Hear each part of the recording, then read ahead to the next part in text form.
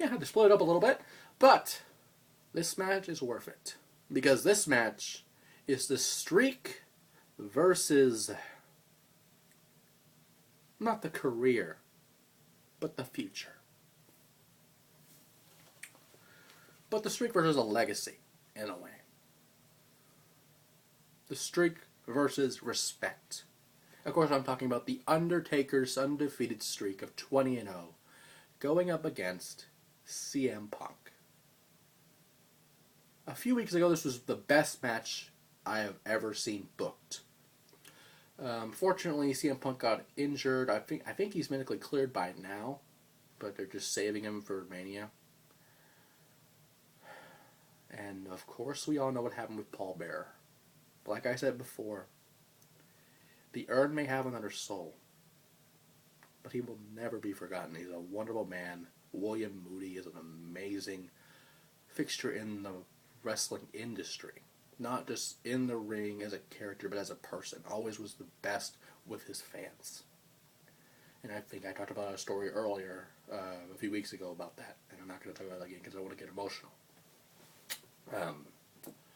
But speaking of Paul Bearer, they had a tribute for him, which was the video package since chills down my spine, like WWE always does. They do an amazing job of that.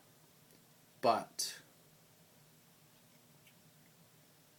it makes me wonder what this feud would have been about if Paul Bearer didn't die. I hate playing devil's advocate, but what I've been seeing lately is disgusting.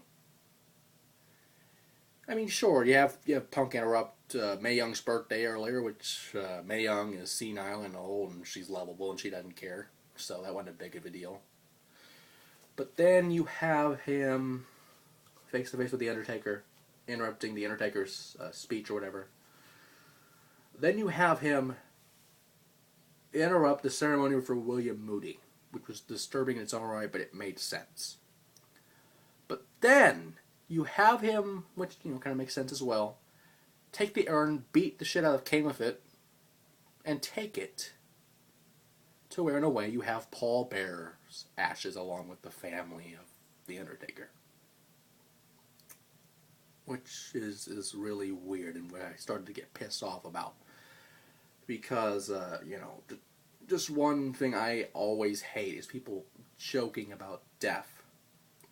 Which is what I'm going to talk about next, because Undertaker had a speech to call out CM Punk, and CM Punk was doing the, oh yes, and I can't do it really good, my voice isn't the best right now, with the fucking urn. With the fucking urn, like it was a fucking toy. And playing fucking hopscotch with the damn thing. Playing a one-man juggle with the goddamn thing. People say he was juggling the goddamn urn. He just tossed it around like he didn't give a shit. And sure, it's all character, and sure, it's building the feud, it's making me mad, and that's what the point is. And that's what they're doing. They're doing a good job. It's getting a reaction. But at the same time, you drop the fucking urn.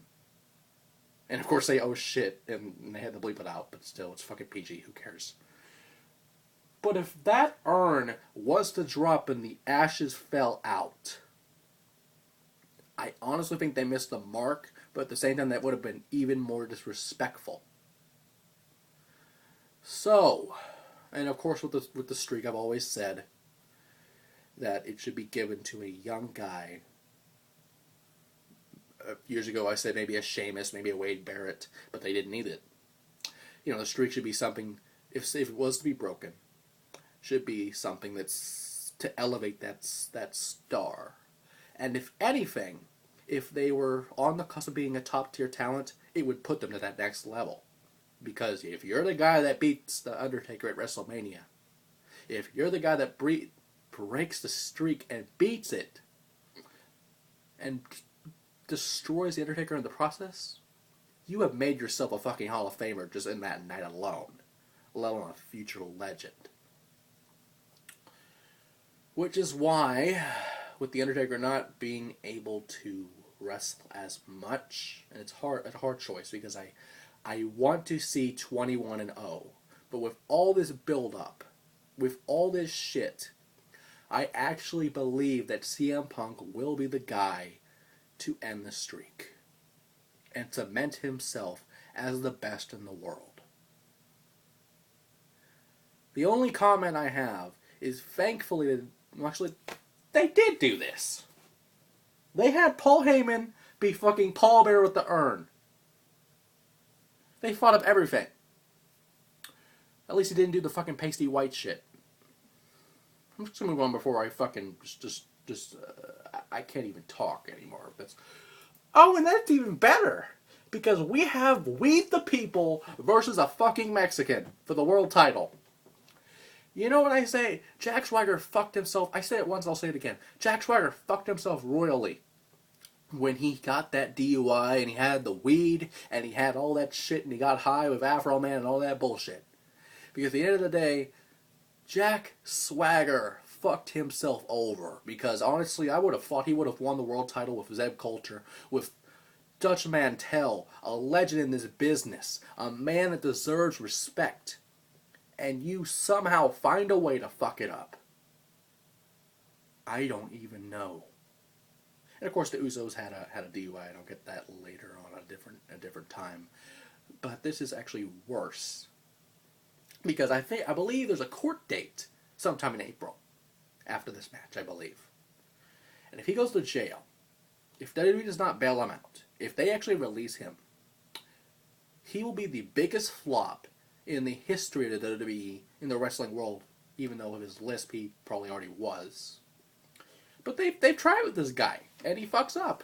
You know, I would have fired him by now and gave the shot to someone else. I mean, I would have at least waited till WrestleMania, make him lose, because he was probably pushed to win. Excuse me. But I hope that Dolph Ziggler becomes a double champion, or at least cashes in the Money in the Bank. I don't care who wins the world title. Cash it in, get the title, and make it worthwhile. And finally, The Rock versus John Cena. Twice in a lifetime. I hate this match already, but I love the new WWE title design. It reminds me, at first it reminded me of, I've said it once and I'll say it again, it reminded me of a generic United States title. But after seeing it and with the customizable side plates, it is a thing of beauty. Now, I'm going to compare the streak to beating Rock at WrestleMania because, to be honest, if you beat Rock at WrestleMania for the title, like if a young guy would do it, you cemented yourself a legacy already. Especially if it was this magnitude for the title. But no, you give it to your cash cow, John fucking Cena. And you know what? John Cena doesn't need the title, but I actually think he will win. And I hate saying that from the bottom of my heart, because I don't think they would let him job or lose even to the same person 2 WrestleManias in a row, would they? I mean, this is their cash cow after all. But you never know.